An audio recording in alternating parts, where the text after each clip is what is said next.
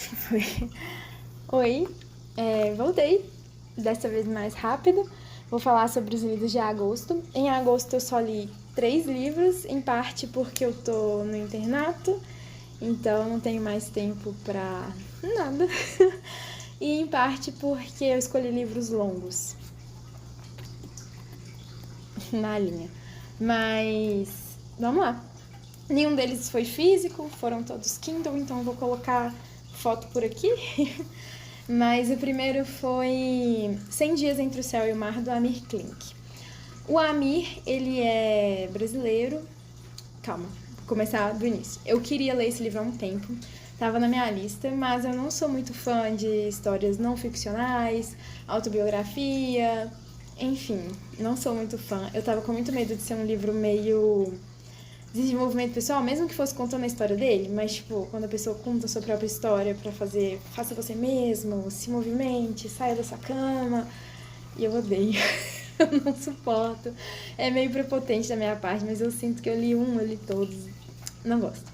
Mas aí, eu fui num jantar com uns amigos da natação. Um beijo pra natação, que nem deve ver esse vídeo, mas fui pra um jantar com os amigos.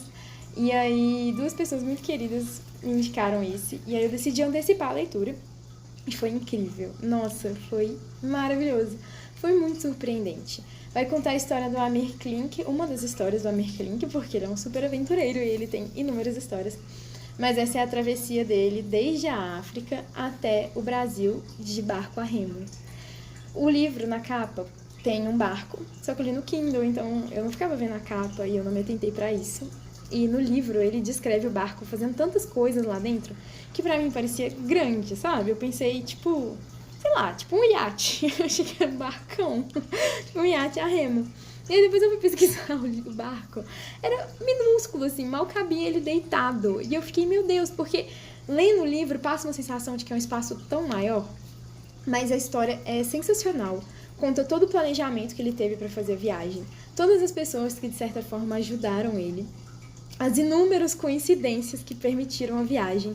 Quando eu falo inúmeras, são inúmeras mesmo. Tem uma que é ele tá desesperado atrás de uma carta de navegação muito específica que ele não achava em lugar nenhum. E, bom, a história se passa, né? O fato aconteceu na década de 90.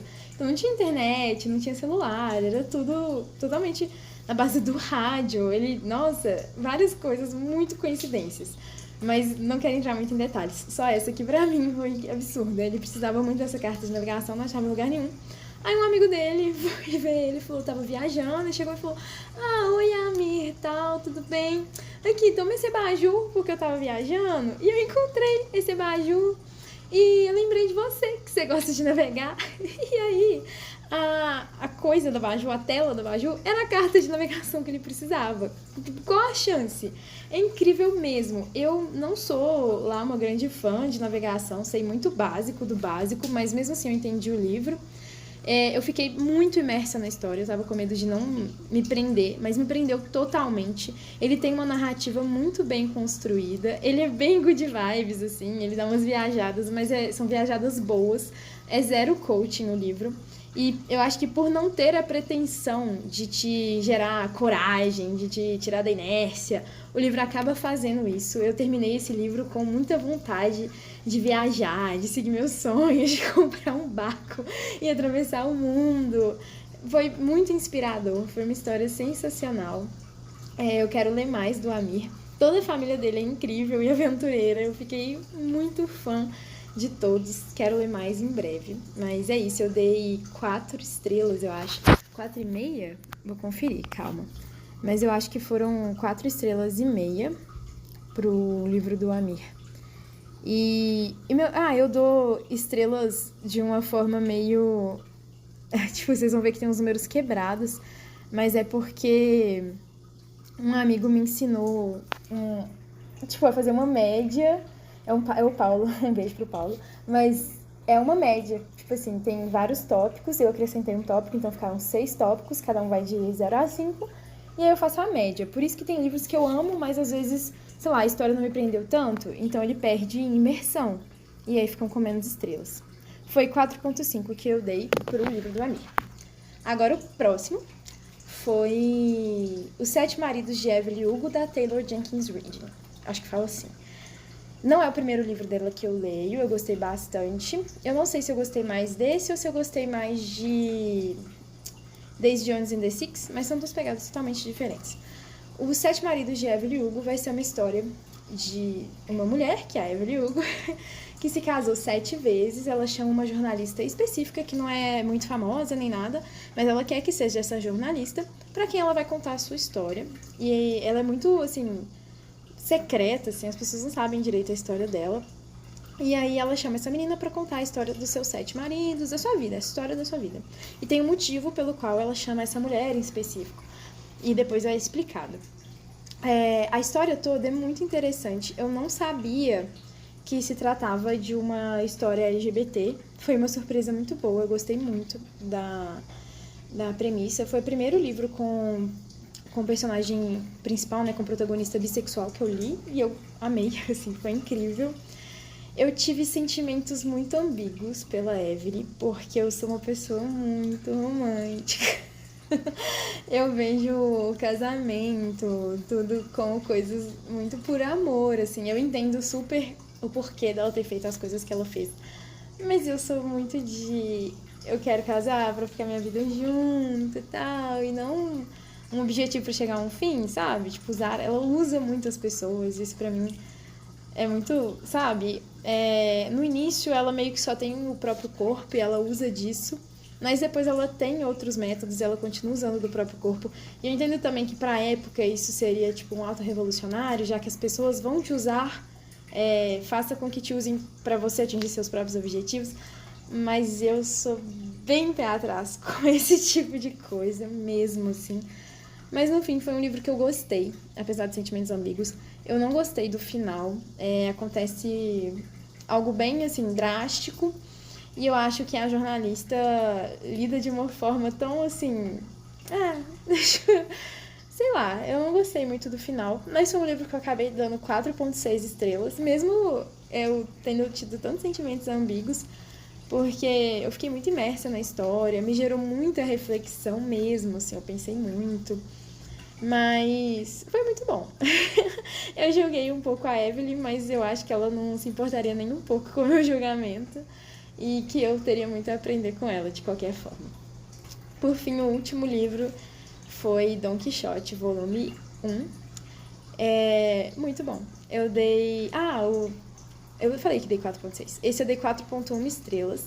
Ele perdeu basicamente na imersão. Eu não consegui ficar muito presa na história. Então foi por isso que ele perdeu alguns pontos. Isso e a prosa. Por ser um livro muito antigo, eu não gostei tanto da prosa. Mesmo eu leio livros antigos com bastante frequência. Tem vários que eu li e eu amei. Sei lá, Conde de Monte Cristo, eu acho que tem uma prosa antiga, mas ainda assim muito boa, muito fácil de conseguir ficar imerso. Só que Dom Quixote tem um linguajar muito específico e usa vários provérbios espanhóis, então tem várias notas de rodapé para conseguir entender a história direitinho. E esse vai e volta das notas de rodapé acaba tirando bastante da fluidez. Cada capítulo tem, sei lá, 10, 15 notas. Os capítulos, apesar disso, são curtos. Assim, pelo Kindle, eu acho que o capítulo mais longo tinha 20 minutos. São capítulos curtos. O Cervantes, o escritor, ele tem uma história muito interessante que eu não conhecia, e ele escreveu Dom Quixote no exílio, né? Lá em Argel, se não me engano, que ele ficou meio que preso. E aí, por isso, a história tem vários erros bobos de continuidade, mas que os tradutores não corrigem por fazer parte da história de Cervantes. Então, às vezes, personagens que já tinham aparecido, aí fala que apareceu agora, mas é meio fascinante, assim. No próprio livro, Cervantes, ele faz referência a várias coisas que ele já escreveu ou que estava escrevendo e que ia lançar, e eu achei isso muito genial. O livro é muito engraçado, assim. Tinha partes que eu ria de gargalhar mesmo. O Sancho e o Dom Quixote, eles têm uma inocência tão genuína. E é tão gostoso de ler os dois, a interação dos dois é muito divertido. O Dom Quixote, ele é meio louco, assim, sei lá, pra mim ele é meio esquizofrênico, mas ele não é só isso. O livro não é só uma sátira de histórias de cavalaria, ele faz muitas discussões muito interessantes, não só para a época, mas também para agora. Tem um discurso do próprio Don Quixote sobre o guerreiro e o estudante interessantíssimo. As mulheres são retratadas à luz da época e a gente precisa ler à luz da época para não se sentir ofendido. Consideram a gente meio burrinha lá, mas assim, é à luz da época, tudo bem também. A escrita é muito satírica, o Cervantes é muito irônico, foi uma surpresa muito boa. Tinha hora que ele falava assim, eu tenho certeza que fulana se considera tão pura quanto a mãe que a pariu. Eu ria muito, foi muito divertido. Tem várias passagens que eu lia e eu via com muita riqueza de detalhes na minha mente acontecendo, sabe? Foi uma leitura gostosa, só que é muito longa. Esse vai e volta em notas de rodapé, esses erros de continuidade, que mesmo pequenos e bobos, e também fazendo parte da história do Cervantes, eu concordo totalmente, tipo, quem sou eu, né? Mas eu concordo totalmente com os tradutores de não tirar. Mas eles acabam dando uma confusãozinha na gente, que eu ficava, meu Deus, essa pessoa apareceu, não apareceu, isso aconteceu, não aconteceu? Mas foi ótimo. Eu vou demorar ainda a ler o segundo livro, porque eu preciso de uma pausa de Cervantes na minha mente, eu preciso de outros estímulos agora. Mas eu pretendo ler o segundo. E, bom, foi isso por agosto. Só 3 livros, mas foram bons livros. Agora eu comecei a ler Como Água para Chocolate, que é um livro mexicano. E eu tô amando, porque eu sou uma amante de cozinha e de livros, então, e de literatura latino-americana. Então eu volto no próximo mês. Mas, é isso. Um beijo.